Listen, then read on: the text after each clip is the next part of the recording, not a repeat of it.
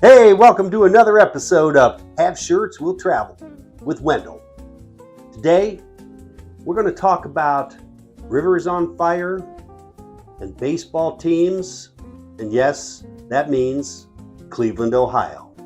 We're going to make a Bloody Mary for Mrs. Wendall. Kind of messed up the last one, and as I've said before, I think I have a fantastic recipe, so today we're going to do it right. And first, I'm going to tell you a little about this shirt. Shirt's a Reyn Spooner. It was a limited edition. They made a deal with the Major League Baseball teams. They produced these shirts periodically. This one's no longer available. I got it back in 1999. It's cotton, and as you can see, still looks new. That would be because I dry clean it and store it properly on those wooden hangers. Never, ever use the metal hangers. 25 years later, the shirt looks fantastic. I've always been a big fan of Reyn Spooner vintage shirts. I think I've said in the past, I'm not such a fan of the main inventory they have now. They specialize in reverse prints, something I never particularly cared for. But Reyn Spooner deserves a lot of credit. Historically, there were shirts, or Aloha shirts were being made 20s, 30s, 40s, 50s, and the demand got so high that they just simply were not set up. They didn't have the manufacturing facilities in Hawaii anywhere to keep up with demand. So the shirts moved to the mainland, the manufacturing process. And of course, we all know what happened next. Lower quality fabrics. They went from wooden or coconut buttons to the cheaper plastic buttons. A lot of this stuff starts happening. And it's funny because a lot of collectors love their 50s and 60s Hawaiian shirts, and I think they're fantastic. But Reyn Spooner, why I think they deserve credit was at the time when major manufacturing of shirts was moving to the mainland, Reyn Spooner held fast, and for a while, I believe around 1956, they were actually the only shirt manufacturing company still operating in Hawaii. So they kept it alive. Things have changed now, of course, but yes, so Reyn Spooner, we definitely want to give them credit for keeping the work on the islands. So this particular shirt is from the Cleveland Indians, the former Cleveland Indians. Now they're the Cleveland Guardians, but this depicts historical moments in the Cleveland baseball history. The 1954 World Series, 1954 Cleveland Indians team, still widely regarded as one of the greatest baseball teams of all time. And this, they were just sweeping everyone. They were having this outstanding season. They made it to the World Series against the New York Giants, who were really not that great of a team. They had done well enough to get themselves there, but everyone knew the Indians, of course, would win that 54 series. The last one they had won was in 1948. They'd won in 1920 also. So everybody was pretty excited. Cleveland is a sports town. So the first two games get played in New York, and much to everyone's surprise, but not concern, the Indians lost the first two games in New York. And everybody thought this is fine. They're coming back to Cleveland. We're going to have 3 games in Cleveland. They'll sweep them in Cleveland, and then they'll go back to New York, and they still have 2 games, 2 shots to take this thing. It was kind of a given that they would win. So the city of Cleveland, of course, invested a lot of money. People came from everywhere. Bob Hope was there with his entourage. Hotel rooms were booked out. The restaurants stocked up on food, supplies. The bars filled up all their inventories. Everybody was set for this huge event that was going to happen. And the Indians came home. They played game 3 against New York, and they lost that. Then, now this was a little bit of a concern. But everybody said, okay, they're going to do one of these last-minute kind of pull-it-out-of-nowhere things, give us an amazing season. So they'll win the next 2, then they'll go to New York, and they'll sweep them in New York. So they came out for Game 4, and the Indians lost. And it devastated Clevelanders forever. I'm pretty sure Clevelanders who weren't even born then still have not recovered from this. The city suffered financially. Hotel rooms that had been booked up, people left town early. Food was wasted. All the inventory that had been stocked up. It was a big financial hit for Cleveland, but it was a bigger hit on the site. So again, when you've got a town that loves sports as much as Cleveland, they don't recover easily from things like this. So Cleveland was once a powerhouse city. Up until World War II, it was actually the 5th largest city in the country. The Rockefellers were here. As a matter of fact, we have a great cemetery in Cleveland called Lakeview Cemetery. John D. Rockefeller is there in his final repose, as is President Garfield, Elliot Ness, a number of notable figures at that cemetery. So Cleveland was actually a center of commerce, trade, shipping. We had major railroad hubs here. We had manufacturing, steel mills, automotive industry was huge. It was just a happening place. It was also a communications center. Okay? Ohio Bell was a major telephone hub for the country. And they had their offices in a great Art Deco building in downtown Cleveland. So, a lot of things about Cleveland people really don't understand. Cleveland is just sort of the butt of all jokes. Now, I heard once from a writer had said that towns with C in the first name are always good for a laugh. So Cleveland is an obvious choice if you want to make a funny comment or some sort of a snide little joke. So maybe that's got something to do with it. But I can tell you that probably the single biggest thing after the devastating loss of the Indians, this sort of coincides with the period that Cleveland really starts going into a decline. And I think the ultimate moment when it was really over for Cleveland was in 1969, when the Cuyahoga River, which was so polluted that it actually caught on fire. And not only did the river catch on fire, they couldn't put it out for 3 days. So that's pretty horrific. And actually, in a way, I would give Cleveland some credit because this actually became a leading cause of the EPA's movement to clean up the environment and make manufacturing companies do the right thing. But here's what happened, okay? Time magazine comes out, and Neil Armstrong had just landed on the moon. So, of course, everyone is buying this copy of Time magazine because they want to read about Neil Armstrong. Well, somewhere in the back, there's this little story about the town of Cleveland and the river that's so polluted that it's not only on fire, they can't put it out. This really, in my opinion, ultimately sparks the true decline of Cleveland, and it became the butt of jokes. And even though that was 50 years ago, more than 50 years ago, still, what do people know about Cleveland? They'll tell you, oh, well, the river caught on fire. So it's lived in the shadow. You're only as good as your last failure. So Cleveland is always, it went into a long decline, and it's actually now, I think that it's actually on the upswing again. For a town that people make so much fun about, you got to remember, they're fielding 3 major league teams. Okay, they've got the former Indians, now the Guardians. Okay, they've got the Cleveland Browns, they've got the Cleveland Cavaliers. Okay, the Cavaliers actually won the championship some years back. Cleveland Browns, of course, have struggled for decades, though they did win the championship in 1964. And Clevelanders still believe one day they're going to come back and do it again. So Clevelanders, they believe. And they're an interesting breed of people because at the same time, if you live somewhere else and you move to Cleveland, let's say for a job, and you're talking to someone and they say, oh, you know, I'm from Colorado, or I'm from Los Angeles, or from Texas, the first thing they're going to say to you is, why would you move here? So again, an interesting breed of people because they kind of love their town. No one seems to want to leave, but at the same time, they have no idea why anybody would ever want to come to Cleveland. So I'll tell you that several of the things that I love about Cleveland. It's got the Rock and Roll Hall of Fame. It's a fantastic museum. I am a member and I go several times a year. I just love that place. Not such a big sports fan, but I do like to go to baseball games. Clevelanders, okay? They love baseball, okay? So this shirt comes out, okay? I, of course, nab one.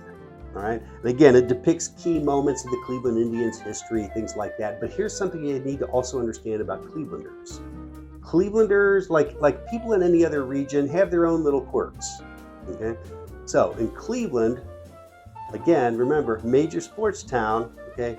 Here is the code of dress, okay? You wear a ball cap. Okay, that ball cap should either depict the Guardians or the Cavaliers. However, in winter months, you're allowed to wear a brown knit cap with matching scarf with the Browns logo on it. Now, as far as shirts, if you're going to wear a t-shirt, it should either be a Cavaliers t-shirt or it should be a Guardians t-shirt, unless it's game day. Now, if it's game day, you want to wear the appropriate jersey, whether it's Cavaliers or Guardians. Okay, so you've got the t-shirt Cavalier thing, the t-shirt jersey thing happening. Okay, as far as jackets, outerwear, if it's the fall or spring months, you need a windbreaker or some lightweight jacket. You're going to wear something that's either got the Cavaliers logo on it or it's got the Guardians logo on it. Again, if it's the winter months, you're going to wear a heavy coat with the Browns logo. It should be brown and orange. As far as pants, if you're going to wear shorts, definitely should have a Cavaliers logo on it. If you're going to wear sweatpants, you certainly have to go with the Guardians logo. Okay. Now, it is acceptable to represent two teams at any given time on any given day with your clothing. So that's to be expected, actually, and you will see that. Okay. You normally don't want to wear clothing depicting all three teams unless you're at a very special event like a 4th of July party or a backyard wedding, something like that. That's when you want to go representing all three teams. This is known as sporting the full Cleveland. Okay. Now, if it's a more casual day or a casual event, you can substitute any of these garments with something that has the Ohio U logo on it. That is considered acceptable. Okay. So this is how Clevelanders dress. What Clevelanders don't wear are aloha shirts. They may show up in one for some strange reason, and the first thing they're going to tell you is, well, I didn't buy this. It was a gift. Someone gave it to me. More than likely, if they do wear their aloha shirts, they're going to be in a beach somewhere in another state. They are not going to be wearing it where they can be possibly seen by friends and relatives locally. So they don't wear aloha shirts. But then this comes out. So this is what I believe the one aloha shirt that you can wear freely and with pride in Cleveland at any time.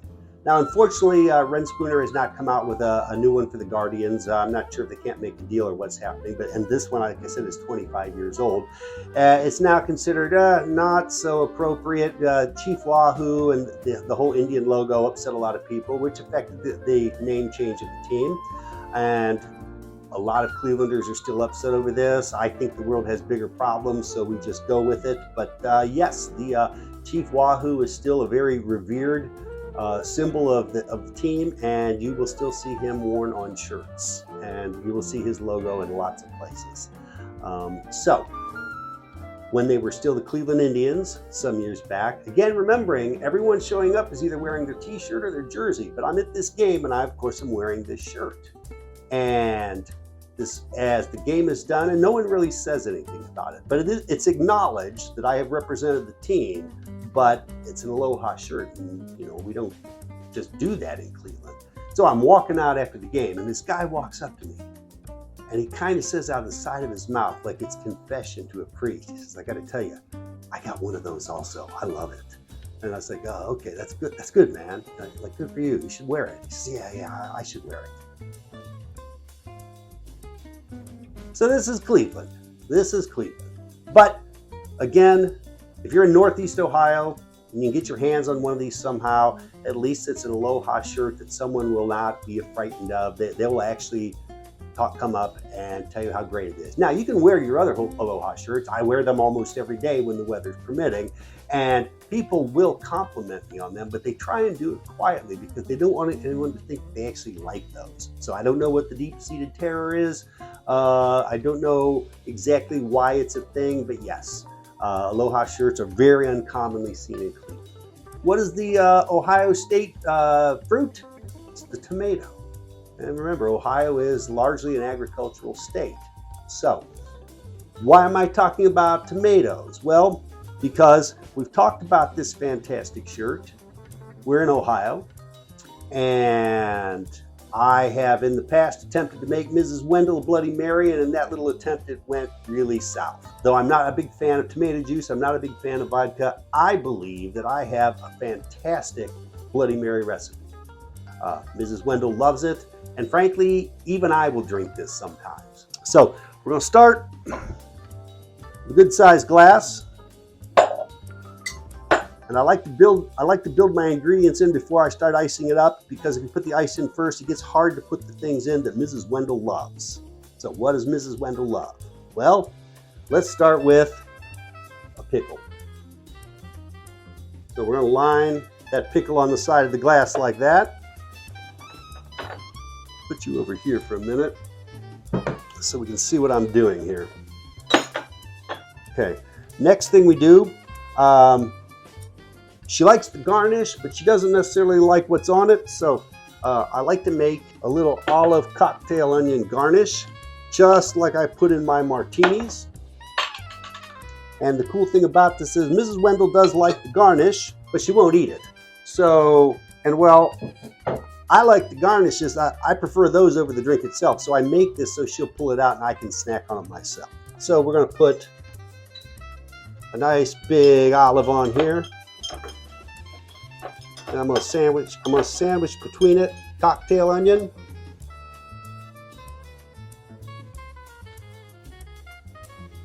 Like how that looks. Now, I'm going to add another olive. Drop that olive. I'm going to go kind of high on this.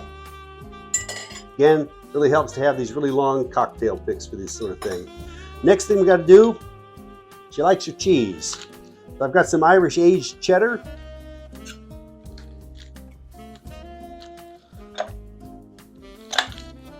Give that a little cut. I'm going to cut it in 3 pieces.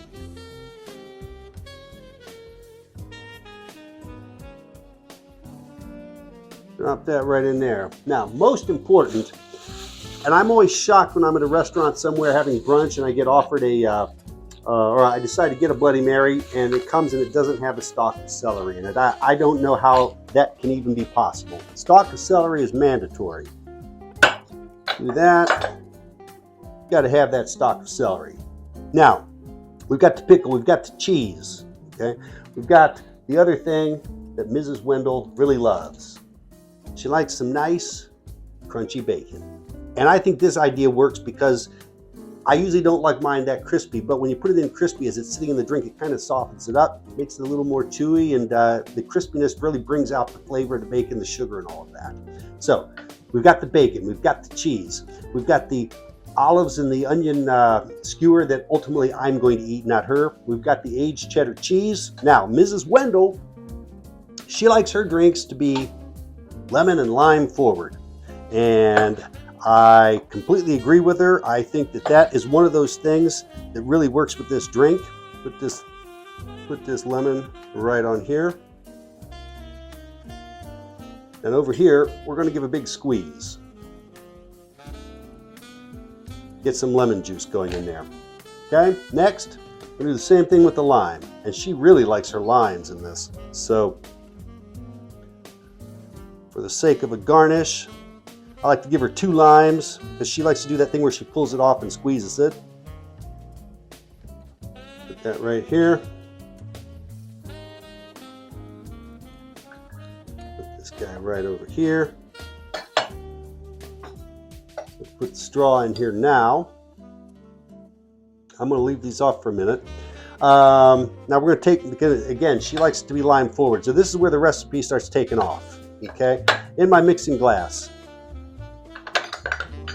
I've already squeezed some lemon juice in there. We're going to squeeze some lime juice in there, like a healthy, generous portion of lime juice. So, about a quarter of a lemon, a half a lime. Now, this is when we start getting exciting. In our lemon lime concoction, we're going to put a generous dollop pure horseradish. Man, I love that. Also going to throw in, now Mrs. Wendall always says, don't put that Tabasco or hot sauce in there. I don't like that, but actually I always do, and she does like it. So I'm going to use this. I like this Louisiana Red Dot. A bottle of Tabasco right now is probably running about $5. The same size, you can get this for $1, and I like the flavor in the Louisiana style hot sauce. So I think it works well. So we just do 2 or 3 of those. Now, secret ingredient, bitters. Very common in most cocktails. You really don't hear about bitters very often in your Bloody Mary. I found these celery bitters. So, we're going to put a couple good dashes of celery bitters in there. Then, we are going to take a little dash of Old Bay. And you should have this in your spice rack. Old Bay, of course, is perfect for seafood, but it works with a lot of stuff really well. So I put a little Old Bay in there. Now, some people will use, instead of tomato juice or other things, I use V8 juice, and we'll talk about that, but some people will use Clamato. It's sort of a clam tomato thing. Well, if you're going that way, you really need to add the Old Bay to your recipe. Now, the next thing is, I use celery seed. Some people will use celery salt. I just try to cut down on my sodium, but I'm pretty generous with my celery seed. Hot sauce, horseradish, celery seed, Old Bay, lemon, lime, fresh ground pepper. Okay? Now, some people say you want your drink hot and spicy or just regular. Well, we're sort of in the middle on that. I don't need to set my head on fire when I'm drinking something. I don't need to burn holes in my stomach when I'm trying to have brunch, especially in the morning hours. But I do like something with a little kick to it, and this helps break all these flavors work well together. Next thing I'm going to do, I'm going to add an ice cube.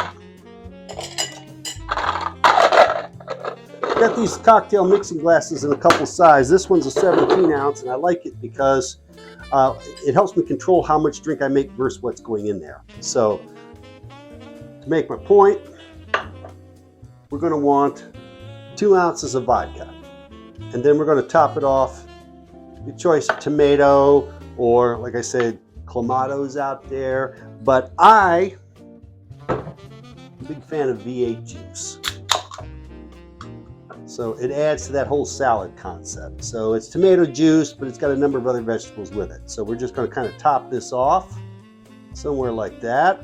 We're going to give this a good stir. Okay.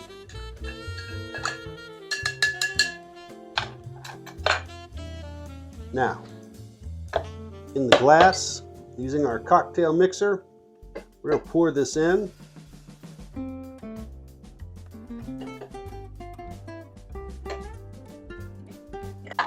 Take another one of these big ice cubes,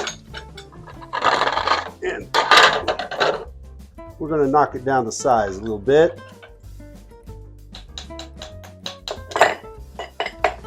Or not. Okay. Anyways,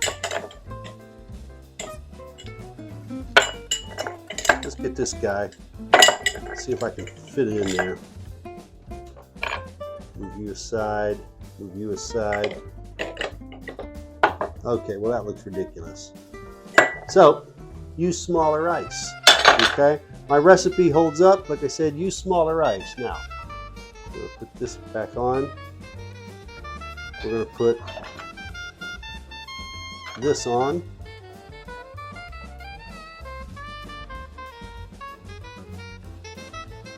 I'm going to come to the camera, and even though I put some black pepper in it, I like to throw just a little on the top for the final presentation. So here we go. V8 juice, 2 ounces of vodka, celery stalk, celery seed, horseradish. We've got an olive onion garnish. We've got our cheddar cheese garnish. We've got bacon. Of course, our celery stalk. And I really do like it.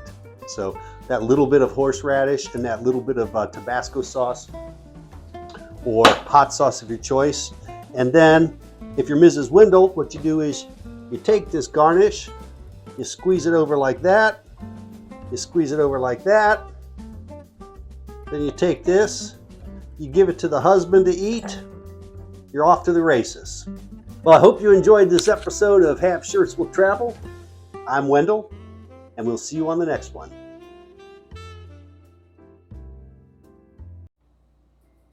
If you want more of my thoughts and insights on aloha shirts, cocktails, gear, tools, or anything else I may think of, please like and subscribe.